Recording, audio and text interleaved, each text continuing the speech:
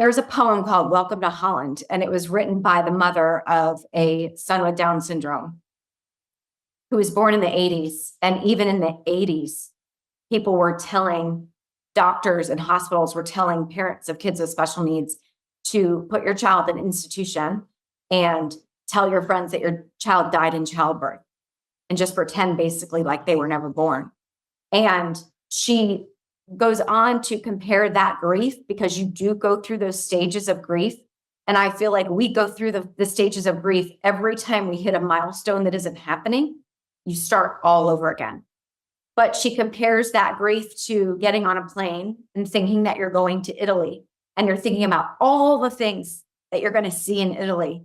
And when you land, the pilot says, "Welcome to Holland." And you're like, "What, Holland? I don't want to go to Holland. I wanted to go to Italy. I wanted to see the Colosseum, all these things." But then you look at Holland, you get there and you realize that Holland has tulips and windmills, all the beautiful things about Holland. And it makes you reflect back on how blessed you really are and how this is by design, a design that's far beyond anything that I could understand. It was a design that was handed to me by something far greater than me. And at some point you embrace it and you see the beauty of Holland instead of mourning your trip to Italy. And it was really life-changing for me to read that, because in the very beginning when Bede was born, I really struggled. I loved him. I didn't have postpartum depression. I didn't not want to be around him. It wasn't that. I just was in mourning. I was in mourning for the life I thought I was going to have. And it took a little while to get out of it, but then you have no choice. And then all of a sudden you start seeing the beauty in this little person who has every challenge in the world thrown at him. But he's such a little love, and he's so funny and loving and happy. And the geneticist, the last time we saw him, he said, "I don't know what to tell you. He's a very well-adjusted little boy and he knows he's loved. And I can't tell you what to think. I don't know what to think about his future. I don't know what his future holds." But I would tell any parent that. So just keep doing what you're doing. Make sure your little boy knows you love him. And that's all I can tell you. And so that's what we've been doing ever since. Thank you. And again, it's probably true for most families, right? Just make sure that your children know that you love them and that you're there for them, and that that line, "we're all we have," like just they know that. And I'm sure that, Trey, you have lots of pictures that don't get posted, but the ones you do post, he's always smiling, and he's got this big beaming smile in every single one of those. And from the outside looking in, that is the smile of somebody who knows exactly what it means to be happy, and who makes him happy, and what makes him happy, and how to be happy. And there's huge compliments in there for both of you, for the systems you've put in place, and for the love that you provide, and for everything that you've gone through. Trey, I'd love to ask you, you mentioned earlier a milestone could be putting a 2-word sentence together. So communication has been a challenge, no doubt, throughout the entirety of your relationship with Brody. Early on, how did you first learn to, and I guess as parents, we all sort of do it subconsciously, right? With any infant, but how did you learn to really dial in to what Brody was thinking, feeling, needing by observing him? Yeah. And that's, that goes back to me having to slow down to actually pay attention. But that's really what it boils down to, is watching those successive approximations to something and realizing what he's saying. And even now, there's still times where he's trying to tell us something, or especially me, and I don't know what he's saying. And he knows what he's saying. And so I'm just like, "Show me, bro. Buddy, what? Show me. Bring me there. What are you trying to tell me?" And that's the hardest thing as a parent. If you can't understand what he's trying to tell you, then the frustration can build and behave.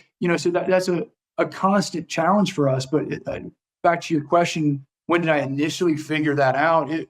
It is an innate thing as a parent, right? I mean, I don't know how to actually describe it.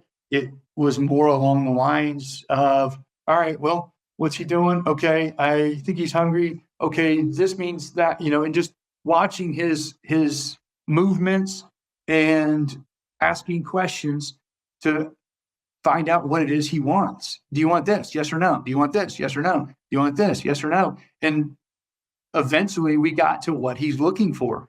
But it was getting, when he was able to answer yes or no questions, it really changed our life, because now we can, you're talking about discipline listening, and it's also about question asking and things like that. It's asking the right question to get the answer that he's trying to give us. And so it's really helped communicate with him in a way that he can understand. So it's changing our communication style to him, not having him try to change it for us. So that was the initial challenge, but just observing him and asking the right question. And I imagine a lot of that also involves like situational awareness. So depending on what time of day it was, depending on where you were, depending on things that just happened or normally would happen, and those kinds of things. And for lack of a better phrase, doing the math and making educated guesses on this is likely what I need to do to support him right now.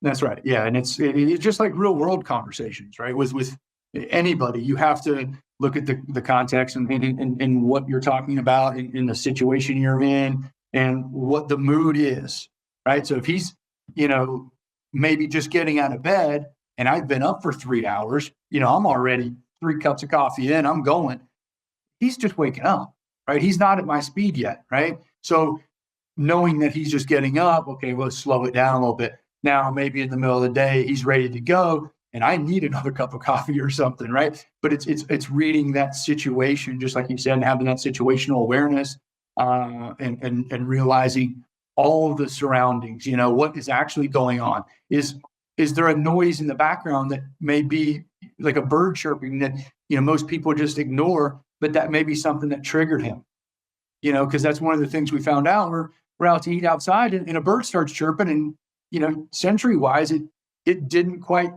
jive with him. So he starts, kind of getting frustrated, and we're like, what's going on? And, again, slowing down, realizing what's out there that most people don't pay attention to. We had to figure that out, and it was trial and error. And they come out of nowhere. Birds chirping came out of absolutely nowhere. Seagulls at the beach.